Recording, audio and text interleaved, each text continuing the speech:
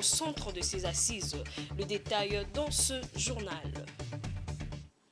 Bonsoir Madame, Monsieur, bienvenue dans ce journal. Je l'ai annoncé au sommaire, la première réunion du Conseil de ministres post-remaniement, présidée par le président de la République Félix Tshisekedi. Cette réunion a réuni tous les membres de l'exécutif national. Dans sa communication, le chef de l'État a rappelé à l'équipe gouvernementale Sama 2 les attentes de tous les Congolais qui constituent à l'amélioration de leur pouvoir d'achat et au retour de la paix. Jojo Mulamba et Stanisamba. Au peuple et respect de principes de fonctionnement du gouvernement, c'est en tout cas l'essentiel de l'adresse du chef de l'État aux ministres réunis en Conseil de ministres ce vendredi à la Cité de l'Union africaine. Dans sa communication, il a chargé le gouvernement à œuvrer pour la préservation du pouvoir d'achat à travers la valorisation du franc congolais. Le président de la République a chargé les gouvernements à œuvrer de concert pour rendre la stabilité du cadre macroéconomique plus solide, visant prioritairement la préservation du pouvoir d'achat par la valorisation du franc congolais, notre monnaie nationale. À ces sujets, il a rappelé quelques instruments essentiels qui constituent la bréviaire et sur lesquels s'effonde l'action gouvernementale. Il s'agit notamment du programme d'action du gouvernement qui doit être intériorisé par chacun comme une boussole et qui définit les assignations attendues des ministres. Il est question de s'assurer la continuité de l'exécution par une meilleure priorisation des actions à impact réel et visible au regard des attentes nombreuses de la population. Par ailleurs, Félix Tshisekedi a martelé sur les règles essentielles qui déterminent l'action gouvernementale. Il a insisté sur l'observance stricte de 4 principes directeurs essentiels devant conduire l'action de chaque membre du gouvernement. La solidarité gouvernementale, qui veut que chaque membre assume chaque décision du gouvernement et en soit tenu solidaire. Le secret des délibérations, qui proscrit toute divulgation des délibérations du Conseil de ministres. La subordination hiérarchique, qui oblige chacun à se référer aux instructions hiérarchiques qu'il reçoit du Premier ministre ou du chef de l'État.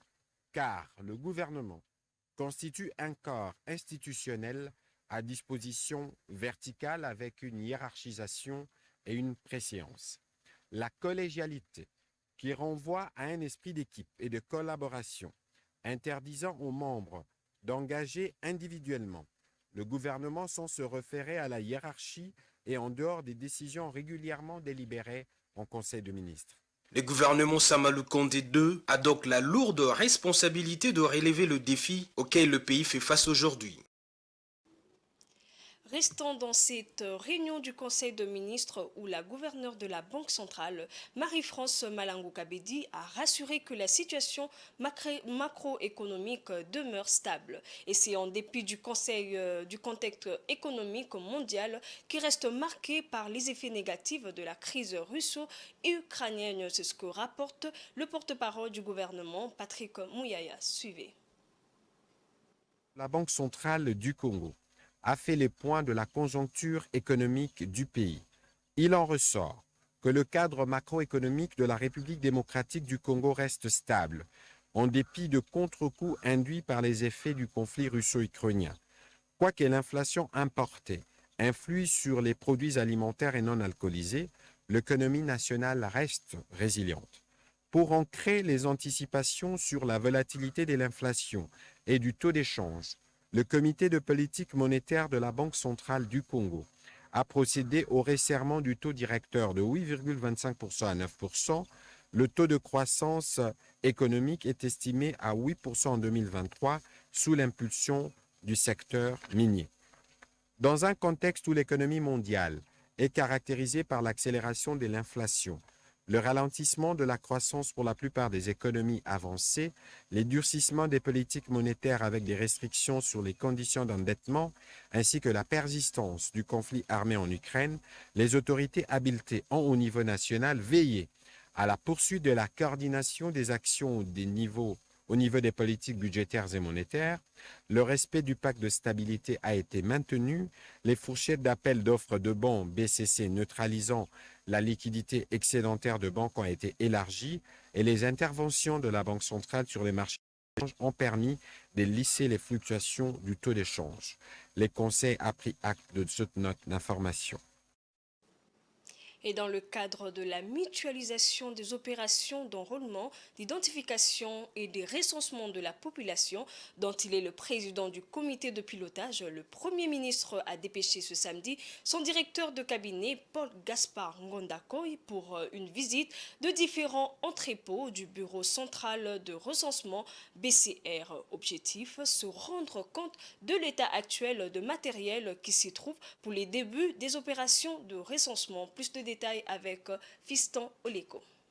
En sa qualité de directeur du comité technique de mutualisation, avec à ses côtés un cadre du bureau central de renseignement que gère l'Institut national des statistiques, Paul Gaspard Ngondakoy a visité tour à tour l'entrepôt de la concession CDI Bois-Manda sur poids lourd et celui situé dans la concession FNMA sur la 4e rue industrielle. Dans ces deux sites, il y a 1150 motos entreposées depuis les années 2016 et 2018, plus de 50 véhicules, plus de 5000 vélos, des casques, des bottes, des malles pleines de t-shirts et des képis, des mégaphones et tant d'autres matériels neufs destinés aux opérations de terrain. Se confiant à la presse au terme de cette visite, le directeur de cabinet du Premier ministre a promis de rendre compte au chef du gouvernement sur tout ce qu'il a pu voir sur terrain. Selon lui, après l'enrôlement qui prend déjà fin, c'est le processus de renseignement qui prend le relais pour que tous les Congolais aient sa carte d'identité comme le veut l'exécutif national. Le gouvernement, pour réduire le coût et les délais, a décidé de mutualiser les opérations entre les trois structures. L'Institut national de la statistique, avec son bureau central de recensement, l'Office national d'identification de la population et la Commission électorale nationale indépendante. Les opérations d'identification et d'enrôlement des électeurs tendent vers leur fin. Nous sommes à la 3e ère opérationnelle. C'est pour cette raison qu'il était de notre devoir, en tant que structure technique à la disposition de son Excellence, M. le Premier ministre, pour venir nous rendre compte de l'existant. Parce qu'après l'opération de la CENI, c'est l'ONIP qui va prendre le relais pour continuer à identifier la population, de manière à ce que, comme le gouvernement l'a déjà annoncé, chaque citoyen congolais puisse disposer d'une carte d'identité cette année-ci. Selon le directeur informatique adjoint de la CENI, la mutualisation des opérations d'enrôlement et d'identification de la population est une réalité. L'État congolais met déjà tous les moyens à disposition. Alors, dans le cas de la mutualisation, le gouvernement a mis à notre disposition un certain nombre de moyens et nous avons acquis du matériel. Nous avons fait notre phase de cartographie et ces matériels-là sont prêts à être déversés au BCR pour la suite des opérations. Non seulement le matériel, mais aussi les données que nous avons collectées lors de cette opération de la cartographie et même pour l'enrôlement. Nous allons les déverser aux autres institutions pour la poursuite de leurs activités. Oui, la mutualisation elle est effective, c'est pourquoi vous voyez même la CENI représentée par deux de ses directeurs aux côtés des autres collègues pour s'assurer que la mutualisation existe et va continuer. Il faut dire que très bientôt, chaque citoyen congolais sera en possession de sa carte d'identité nationale et que l'ensemble de la population et l'habitat seront recensés tels que le veulent les lois de la République. La CENI a de nouveau prolongé de 10 jours, soit du 2 au 11 avril, l'opération d'identification et d'enrôlement des électeurs dans l'ère opérationnelle 3 qui concerne 7 provinces et 2 pays, dont les États-Unis d'Amérique et le Canada. À cet effet, la CENI appelle les populations concernées à s'enrôler massivement. Suivez. Le président de la Commission électorale nationale indépendante, Denis Kadima, a dans un communiqué publié récemment annoncé une prorogation de 10 jours de l'opération d'identification et d'enrôlement des électeurs dans les 7 provinces et 2 pays de l'ère opérationnelle 3 allant du 2 au 11 avril 2023. Question de permettre à tout Congolais remplissant les conditions requises d'obtenir la carte d'électeur et de figurer sur la liste électorale. Cette prolongation se justifie suite aux engouements observés dans les différents centres d'enrôlement et qui perturbent l'opération d'enrôlement pour les populations congolaises se trouvant en province et à l'étranger, notamment le Bas-Ouélé, Haut-Ouélé, Ituri, Maniema, Nord Kivu, Sud Kivu, Chopo, le Canada et les États-Unis d'Amérique. Pour le rapporteur adjoint de la CENI, Paul Muindo, cette unième prolongation va dans le sens de préserver le caractère inclusif des opérations en cours. La CENI a dans ce même communiqué invité toutes les populations de province et pays de l'ère opérationnelle 3 à saisir cette opportunité et de se rendre massivement dans le centre d'inscription de leur lieu de résidence pour identification et l'enrôlement. Elle a rappelé par ailleurs le caractère gratuit d'accès au centre d'inscription pour tous. Parlons politique, le parti politique Nouvel Élan dit continuer la résistance au sein de l'Amonka, répondant à une correspondance de cette plateforme signée par Martin Fayulu faisant état d'un quelconque départ du parti d'Adolphe Muzito de l'Amonka. Le secrétaire général Blanchard Mongomba a fait une mise au point en réaffirmant l'appartenance de son parti à l'Amonka. C'était dans une conférence de presse tenue dans son siège ce samedi. Les détails avec Fiston Oleko. En tout cas, rien ne va entre les partis politiques du présidium de l'Amonka. Répondant à une correspondance de ce vendredi 31 mars, signée par Martin Fayulu sous la bannière de l'Amonka, accusant son parti Nouvel Élan d'avoir créé une structure CESOL qui n'existait pas dans la plateforme du fait que ce parti de Muzito ne fait plus partie de l'Amonka, le secrétaire général de Nouvel Élan, Maître Blanchard Mongomba, dit tout le contraire. À son tour, Nouvel Élan accuse également Martin Fayulu de mettre en place le COEL, une commission qui n'a jamais été investie. Concernant une lettre du 22 décembre 2022 évoquée par Martin Fayulu, président de l'ECID et coordonnateur actuel de la MOUCA, signée par Adolphe Muzito, qui annoncerait son retrait et celui de son parti de la coalition, dont le collège de président a pris acte, Maître Blanchard Mongomba appelle Martin Fayulu à exhiber cette correspondance car pour lui il s'agit d'une fourberie. Il remet même en cause l'existence de ce collège de présidents au sein de la MOUCA. Il a réaffirmé pour ce faire que le parti Nouvel Élan est bel et bien dans le combat lui confié par le peuple congolais, le combat de la résistance. Nous continuons à lutter, nous continuons à rester cohérents, nous continuons à rester droits dans nos bottes pour faire respecter justement la volonté de notre peuple. Mais qu'est-ce que nous ne pouvons pas dire de nos partenaires?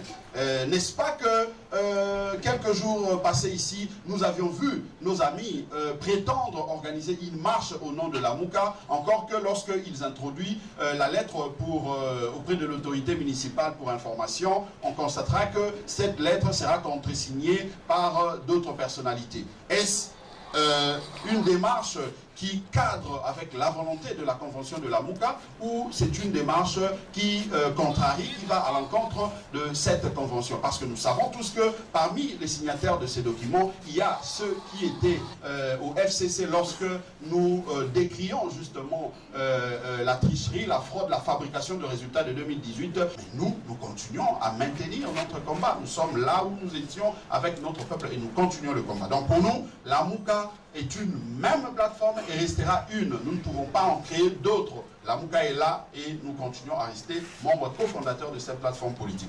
Nouvel Élan d'Adolphe Muzito dit attendre la passation du flambeau comme le prévoit la charte le 11 avril 2023, faute de quoi il prendra acte du départ volontaire de Martin Fayulu de la MOUCA car celui-ci entrera dans un processus d'illégalité et d'illégitimité et ne pourra pas représenter la lutte pour la vérité des urnes.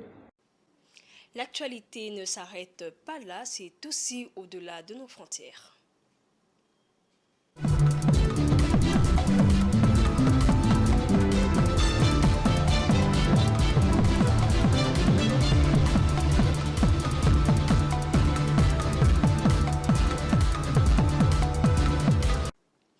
Au Burkina Faso, le céréal constitue la base de l'alimentation en dépit de nombreux défis comme la persistance de l'insécurité et la hausse généralisée de prix des intrants agricoles. L'appareil productif affiche une bonne résilience. La production de céréales s'est établie à 5,1 millions de tonnes au terme de la campagne agricole 2022-2023, a indiqué le comité de prévision de la situation alimentaire et nutritionnelle Jojo Mulumba et Stani Samba.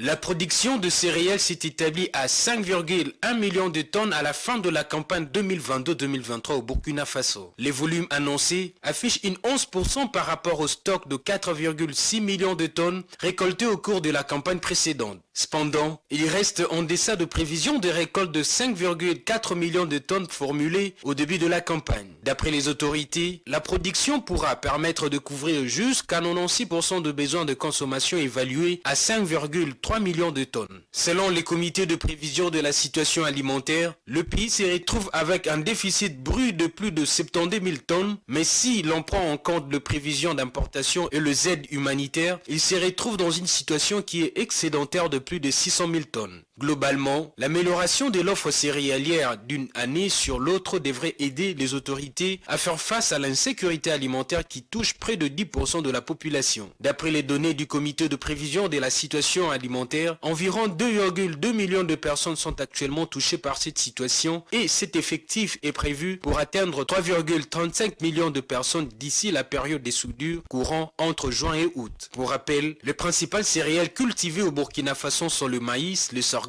le mil et le riz. Parlons énergie, selon l'Agence internationale des énergies renouvelables, la région Afrique de l'Ouest n'a capté que 4,4 milliards de dollars de 60 milliards investis entre 2000 et 2020 dans les énergies renouvelables en Afrique, soit 7,3% du montant total. Les investissements dans cette région proviennent principalement du secteur public et de deux pays en concentrent la moitié, à savoir le Nigeria et le Sénégal, qui représentent respectivement de 29 et 21% des investissements sur les 2 décennies. Suivez plus de détails avec Jojo Mulumba et Stani Samba.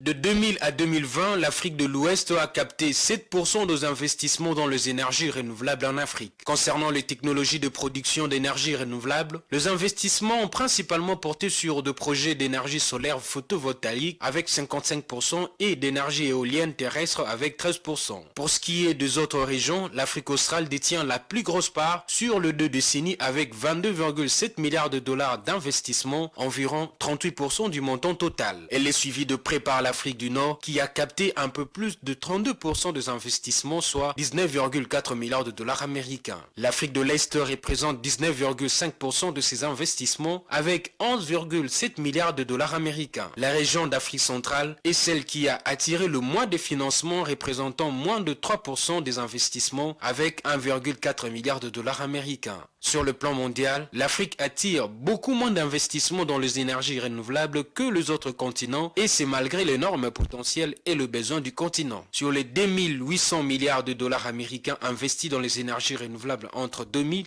et 2020, elle en a capté seulement 2%. Ce journal est presque fini. Voici le rappel de titres.